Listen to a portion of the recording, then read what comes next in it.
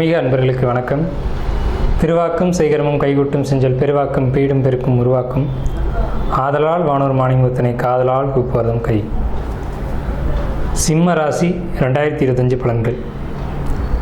சிம்ம ராசி அப்படிங்கிறது ஒரு அற்புதமான ஒரு ராசி அப்படின்னு சொல்லலாம். ஏன்னு கேட்டிங்கன்னா, குழந்தைத்தனமானவர்கள், ரொம்ப நேர்மையானவங்க, யதார்த்தமானவங்க, வெளிப்படையானவங்க. ஸோ இந்த ராசிக்கு 2025 வருஷம் எப்படி இருக்க போகுது அப்படின்னு பார்க்குறதுக்கு முன்னாடி, இந்த 2025 தொடக்கமே ஒரு புதன்கிழமையில் தொடங்குது. இந்த புதன் வந்துட்டு சிம்மத்துக்கு ஒரு பாசிட்டிவான ஒரு பிளானட். சிம்மத்தை பொறுத்த வரைக்கும் புதன் அப்படின்னாலுமே ஒரு பாசிட்டிவான பிளானட். ஸோ அப்படிப்பட்ட புதன்கிழமையில் இந்த வருடம் அப்படிங்கிறது தொடங்குது. நல்ல நாள், நல்ல திதி, நல்ல நட்சத்திரம், நல்ல ஒரு அமைப்பில் இந்த புத்தாண்டு அப்படிங்கிறது தொடங்குது. புத்தாண்டில் உங்களுக்கு நன்மை அடையக்கூடிய ராசிகள், தீமை அடையக்கூடிய ராசிகள் அப்படின்னு நம்ம 2 பங்காக பிரித்தோம் அப்படின்னா, அதில் எச்சரிக்கையாக இருக்கக்கூடிய ஒரு அமைப்பில் சிம்மம் அப்படிங்கிறது இருக்குது. அப்படி இருந்தாலுமே கூட ஒரு ராசிக்கு முழுமையான நன்மைகளையும் ஒரு கிரகம் செஞ்சிடாது, முழுமையான தீமைகளும் ஒரு கிரகம் செஞ்சிடாது. ஸோ 50-50 அப்படின்ற ஒரு அமைப்பில் தான் ஒரு கிரகம் ஒரு ராசிக்கு பலனை கொடுக்க முடியும். ஸோ அப்படிப்பட்ட அமைப்பில் இருக்கக்கூடிய விஷயங்களில் எந்த விஷயங்களில் நீங்கள் எச்சரிக்கையாக இருக்கணும், எந்த விஷயங்களில் நீங்கள் பயன்படுத்திக்கணும் அப்படின்ற ஒரு விஷயத்தை தான் நம்ம இங்கே முன்வைக்கிறோம். ஸோ இந்த வருடத்தில் வருட பலன் அப்படின்னு நம்ம கணிக்கும்போது 4 கிரகங்கள் கிரக பயிற்சி ஆகுது. குரு பகவான், சனி பகவான், ராகு, கேது. இந்த 4 கிரகங்களும் வருட கிரக பயிற்சி ஆகுது. இந்த வருட கிரக பயிற்சி இந்த ராசிக்கு என்ன அமைப்பில் இருக்குது, அதனால் என்ன நன்மைகள் தீமைகள் கொடுக்க போகுது அப்படிங்கிறத நம்ம கணிக்கிறோம். இதில் சுய ஜாதகம் ஒரு பலனை சொல்லும், கோச்சார கிரகம் இந்த பலனை சொல்லும். அப்போ சுய ஜாதகம் இருக்க பலனை கோச்சாரம் இல்லை என்று மறுக்கிறதுக்கு இல்லை. இருந்தப்போவும் கோச்சாரம் ஒரு சில நன்மைகளை கூடுதலாக செய்யும் அல்லது தீமைகளை செய்யும். அதுதான் நம்ம இப்போ இங்கே பார்க்குறோம். ஸோ அந்த விதத்தில் எடுத்துக்கும்போது உங்கள் ராசிக்கு, சிம்ம ராசிக்கு ஒரு 65% 70% நன்மைகளை தான் கோச்சாரம் செய்யுது, தீமைகளை செய்யலை. ஸோ உங்கள் பிறப்பு ஜாதகத்தில் உங்களுக்கு பாதிப்புகள் இருந்தாலும் கூட அந்த பாதிப்புகளை நிவர்த்தி செய்யும் விதமாக தான் இந்த கோச்சாரம் இருக்குது. ஸோ இந்த பலன்கள் என்ன அப்படிங்கிறத நம்ம பார்ப்போம். சிம்ம ராசிக்கு மே 15ஆம் தேதி என்ன, 2ஆம் இடத்துல இருக்க கேது ராசிக்கு வர்றாங்க. மே 15ஆம் தேதி அன்றைக்கி பார்த்தீங்க அப்படின்னா 2ஆம் இடத்துல இதுவரைக்கும் இருந்துகிட்டு இருக்க கேது ராசிக்கு வர்றாங்க. ஸோ இதனால் என்னன்னு கேட்டிங்கன்னா, 2ஆம் இடம் அப்படிங்கிறது தன வரவு ஸ்தானம். இது வரைக்கும் தன வரவில் தடை ஏற்படுத்தி இருந்தக்கூடிய கேது விளைகிறார். அதாவது ராசிக்கு வந்துடுறாங்க. ராசிக்கு கேது வந்துட்டால் முடிவுகளில் ஒரு தெளிவுகள் இருக்கும். எதை சிந்திச்சு செய்வீங்க, ஒரு நல்ல முடிவாக இருக்கும். பிறருடைய ஒரு பாராட்டுதலுக்குரிய விஷயத்தை நீங்கள் செய்வீங்க. ஏன்னா கேது ஞான மோட்சக்காரகன்னு பேர். ஒரு காரியம் ஞானத்தோடையும் தெளிவோடையும் நல்ல விஷயமாகவும் இருக்கக்கூடிய அமைப்பு என்னன்னு கேட்டிங்கன்னா இந்த ராசியின் மீது கேது தான். அதே நேரத்தில் இந்த காலகட்டங்களில் மனக்குழப்பங்கள் வரும், சந்தேகங்கள் வரும், மன சஞ்சலங்கள் வரும். எந்த ஒரு விஷயத்துக்கும் பட்டுன்னு மன வருத்தப்பட்டுருவீங்க. ஸோ இந்த ஒரு விஷயத்தை மட்டும் நீங்கள் எச்சரிக்கையாக இருக்கணும். கேது பகவான் ஞானத்தை கொடுத்தாலும் இந்த பக்கம் மன வருத்தங்களையும் கொடுப்பார், குழப்பங்களையும் கொடுப்பார். அந்த குழப்பங்கள்லேருந்து வெளியில் வரதுக்கான விஷயங்களை நீங்கள் பண்ணிக்கணும். மனசு எப்பவும் தெளிவாக வச்சுக்கணும் சிம்ம ராசிக்காரங்க இந்த 2025 வருஷத்தில். அடுத்து லாபகுரு. லாபம்னு சொல்லக்கூடிய 11ஆம் வீடு. லாபகுரு அப்படின்னு எடுத்துக்கிட்டோம்னா, இவர் பார்க்கக்கூடிய இடங்கள் 5ஆம் பார்வையும் உங்கள் ராசிக்கு 3ஆம் இடத்தையும், உங்கள் ராசிக்கு 5ஆம் இடத்தையும், உங்கள் ராசிக்கு 7ஆம் இடத்தையும் பார்க்குறாங்க. ஸோ 5ஆம் இடத்தை குரு பார்த்துட்டாலுமே எல்லா நன்மைகளும் கிடைச்சிடும், சந்தேகமே வேணாம். சிம்ம ராசிக்காரங்களுக்கு இந்த ஆண்டு எல்லா விதமான நன்மைகளும், எல்லா விதமான பாக்கியங்களும், எல்லா விதமான புண்ணியங்களும் கிடைக்கும். யோகமாக இந்த 2025 வருடம் சிம்ம ராசிக்கு இருக்கும்.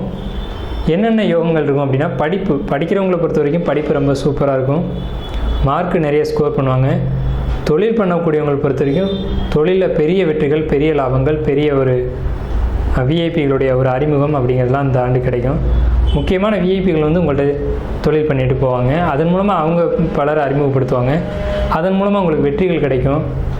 அதே மாதிரி புரோக்கரேஜ் வருமானம் பார்க்கக்கூடியவங்க, அவங்கள பொறுத்த வரைக்கும் பெரிய அளவில் லாபம் கிடைக்கும். ஏன்னா உங்களுக்கு 2ஆம் இடமே புதனுடைய வீடு. நீங்கள் பண்ணக்கூடிய தொழில்கள் புரோக்கரேஜ், எழுத்து, டாக்குமெண்ட்டு, பதிவு இது சார்ந்து தான் இருக்கணும். எழுதக்கூடிய தொழில் பார்க்குறது, கணக்கு வழக்கு பார்க்கக்கூடிய தொழில் பார்க்குறது, அதே மாதிரி டாக்குமெண்ட்டு சம்மந்தப்பட்டது, கணக்கு வழக்கு, ஆடிட்டிங், இந்த மாதிரி தொழில்களில் நீங்கள் எடுத்துக்கிட்டீங்க அப்படின்னா எளிதில் நீங்கள் வெற்றி அடைய முடியும் அப்படின்ற ஒரு அமைப்பு இருக்குது. இந்த தொழிலை செய்யக்கூடிய சிம்மராசிக்காரங்களுக்கு இந்த 2025 வருடம் மிகப்பெரிய வெற்றிகள் காத்துக்கிட்டு இருக்குது அப்படிங்கிறதுல மாற்றமே இல்லை. எழுதக்கூடியவங்க, வாய் மூலமாக வாய் மூலமாக ஒரு தொழிலை பண்ணக்கூடியவங்க, வாக்கு வன்மை மூலமாக ஒரு தொழில் பண்ணக்கூடியவங்க, மிமிக்ரி பண்ணக்கூடியவங்க, ஒரு பாடகர், இவங்கெல்லாம் வந்துட்டு இந்த 2025 வருஷத்தில் வந்து ரொம்ப சிறப்பாக இருக்கும் அப்படின்ற ஒரு அமைப்பு வந்து உங்களுக்கு சிம்ம ராசிக்கு இருக்குங்க. அடுத்து வந்து பார்த்திங்கன்னா உங்களுக்கு குரு பகவான் பார்வை 7ஆம் இடத்தை பார்க்குது, உங்கள் ராசிக்கு 7ஆம் இடத்தை. ஸோ இந்த 7ஆம் இட குரு பார்வை அப்படிங்கிறது திருமணம் ஆகாதவங்களுக்கு திருமணம், கூட்டு தொழிலில் ஒரு வெற்றி, புதிய கூட்டு தொழில் தொடங்குறது, அவங்க மூலமாக லாபம் கிடைக்கிறது, நல்ல கூட்டாளிகள் கிடைக்கிறது, நல்ல நண்பர்கள் கிடைக்கிறது, நல்ல ஆலோசனைகள் கிடைக்கிறது, இதன் மூலம் வாழ்க்கையில் வெற்றி அடைகிறது. இந்த அமைப்புகளை சிம்ம ராசிக்கு 2025 வருடம் சுட்டி காட்டுது அப்படின்ற ஒரு அமைப்பு இருக்குது. உங்கள் ராசிக்கு 8ஆம் வீட்டில் 7 கூடிய சனி பகவான் மறைகிறாங்க. இதனால் என்னென்னு கேட்டிங்கன்னா உங்களுக்கு பேர் வந்து இந்த ஆண்டுக்கு அஷ்டமச்சனி அப்படின்னு பேர். எச்சரிக்கை தேவை அப்படிங்கிற ஒரு விஷயம் இருக்குது. யாரையும் நம்பக்கூடாது, எந்த ஒரு விஷயத்துலையும் கவனம் இல்லாமல் இருக்கக்கூடாது. எதை எடுத்தாலும் ஒரு கவனத்தோடு செய்யணும், எந்த ஒரு விஷயத்துலையும் குறை விட்டுறாமல் செய்யணும். அதாவது ஒரு டாக்குமெண்ட் சார்ந்த விஷயங்களை ரொம்ப எச்சரிக்கையாக இருக்கணும், கையெழுத்து போடுற விஷயங்கள ரொம்ப கவனமாக இருக்கணும், ஜாமீன் கொடுக்குற விஷயம், அதே மாதிரி யாருக்காவது கேரண்டி கொடுக்கக்கூடிய விஷயம், யாரை பற்றி நம்ம இன்னொருத்தர்கிட்ட பேசக்கூடிய விஷயம், இந்த விஷயங்கள்லாம் நீங்கள் எச்சரிக்கையாக இருக்கணும். அது ஒருத்தரை பற்றி நீங்கள் கருத்து தெரியக்கூடாது, ஒருத்தரை இட்டு நீங்கள் பொறுப்பு ஏற்படுத்திக்கூடாது.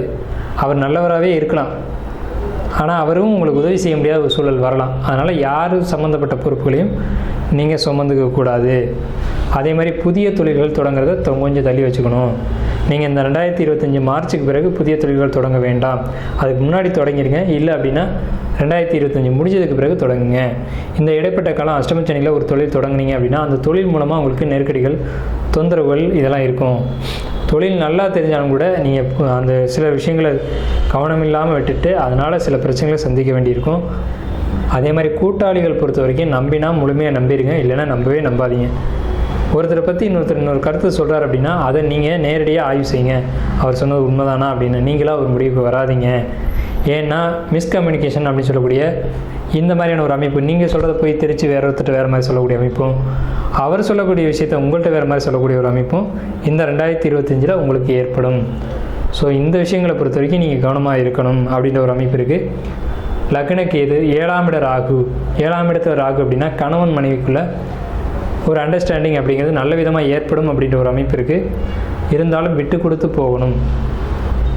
7ஆம் இடத்தை குரு பகவான் பார்க்குறாங்க அப்படின்றதுனால உங்களுக்குள்ள கருத்து வேறுபாடுகள் இருந்தாலும் கூட நீங்கள் மறுபடியும் கருத்து ஒற்றுமை ஏற்பட்டு சேருவீங்க அப்படின்றதுல மாற்றம் இல்லை. இருந்தாலும் நீங்களும் சில விஷயங்களை இறங்கி கொடுத்து போகணும். சிம்ம ராசிக்காரங்க வாழ்க்கை துணைகிட்ட கணவனாக இருந்தாலும் சரி, மனைவியாக இருந்தாலும் சரி, விட்டு கொடுத்து போனதுனால தவறுகள் இல்லை. ஆனால் சிம்மம் எப்போவுமே இறங்கி போக மாட்டீங்க, ஆனால் இறங்கி போகணும். சில சூழல்களை நீங்களும் புரிஞ்சுக்கணும். பொறுமை அப்படின்ற ஒரு விஷயம் உங்கள்கிட்ட இருக்காது, ஆனால் இந்த காலகட்டங்களில் தேவை அப்படின்ற ஒரு அறிவுரையை நம்ம கொடுக்குறோம். மாணவர்களை பொறுத்த வரைக்கும் 2ஆம் இடத்தை சனி பார்க்குறாங்க அப்படின்றதுனால படிப்பு மந்தப்படும், படிப்புக்காக இடமாற்றங்கள் ஏற்படும், வெளியூர் போய் படிக்கிற மாதிரி இருக்கும், ஹாஸ்டலில் தங்கி படிக்கிற மாதிரி இருக்கும். அந்த அமைப்புகளை பயன்படுத்திக்கோங்க. படிப்பில் தடை ஏற்படுத்த விட்டுறாதீங்க. இது ஒரு விஷயம் படிப்பை பொறுத்த வரைக்கும். வருமானத்தை பொறுத்த வரைக்கும் தொழில்கள் லாபங்கள் குறையும், அதுக்காக சிந்திச்சு செயல்படுங்க. திடீர்னு ஒரு புதிய தொழில் தொடங்குறதோ திடீர்னு தொழிலை மூடுறதோ வேண்டாம். இதை கொஞ்சம் உங்கள் ஜோசியர்களை அணுகி அவங்க ஆலோசனையின் பேரில் பிறப்பு ஜாதத்தின் அடிப்படையில் நீங்கள் அதை கொஞ்சம் அனுசரித்து செய்யுங்க. தொழிலை பொறுத்த வரைக்கும் வருமானம் கொஞ்சம் மட்டுப்பட தான் செய்யும், அப்படிங்கிற மாற்றம் இல்லை. அதையும் உங்களுடைய அறிவு சார்ந்த விஷயங்களில் ஈடுபட்டு நீங்கள் அதையும் முன்னேற்றக்கூடிய ஒரு வாய்ப்புகளும் உண்டு. ஏன்னு கேட்டிங்கன்னா உங்களுக்கு 3ஆம் இடத்தை குரு பகவான் பார்க்குறாங்க. 3ஆம் இடம் என்பது பயணங்கள், உங்களுக்கு சிறுதூர பயணங்கள், இடமாற்றங்கள் நிச்சயமாக 2025 உண்டு.